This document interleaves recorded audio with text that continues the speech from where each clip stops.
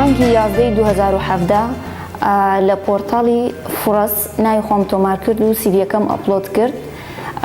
دوایەوە لە پەیمانگای ئۆلی پەیوەندیان پێکردم و داوایان کرد کە چاوپێکەوتنی کاریان لەگەڵ بکەم. دوای ئەوە دوای چاوپێکەوتنەکە لە بەشە لە مارکتینگ ئەنسێڵ وەرگیرم. من لە ئەزمموی خۆمەوە ئامۆژگاری ئەو کەسانە دەکەم کە بە دوای کاردا دەگەڕێن یان ئەو قوتابیانەی بە دوای ڕاهێناندا دەگەڕێن بە پۆرتاڵی فرەس بەکاربهێنن و ناوی خۆیان تۆمار بکەن تاوەکو من کاریان دەست بکەوێت.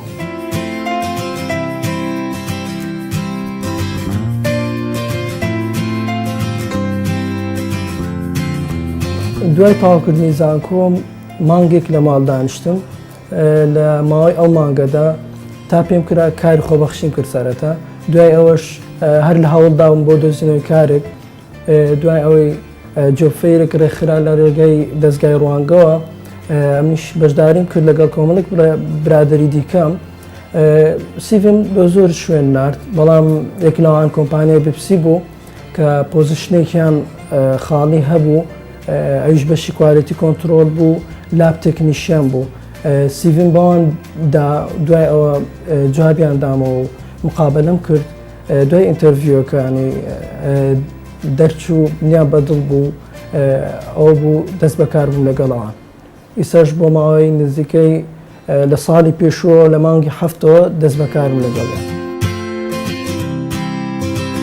ئێمە لە دوو ڕۆژی ڕوانگە فرەسدا زیاتر لە 2000 سیڤیمان وەرگرت. ئەوانیش وەکو هەر برادرانی تر کە دەهاتن سیڤیان تەقدیم کرد بە شێوەیەکی نۆرمال و حەسەب ئەو کەفاءەتانە و ئەو توانایی کە هەیتیان لە ئیشەکەی خۆیاندا لە تێست دران مقابلە کران سەرکەوتوو بوون و زۆریش لێیان ڕازینە، چ وەکو کۆمپانیا و سلوکی میهنی چ وەکو قسمەکە و بەشی خوان وەکو ئیش پرۆفێشنالیەت لە ئیش.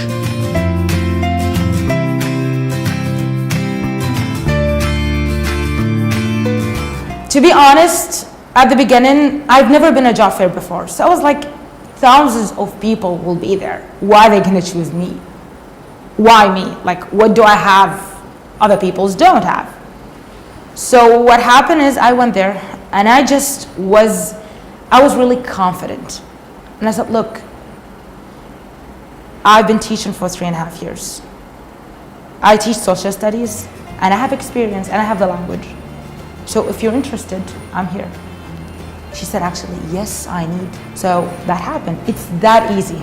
In just a click, I got the job. I would like to tell Rwanga Foundation thank you for offering a job for not just me.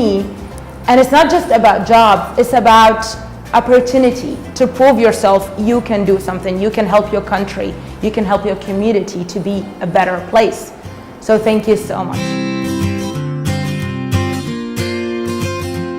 At that time, we were accepted many applications like for jobs, and one of them it was like Ms. Yasamin.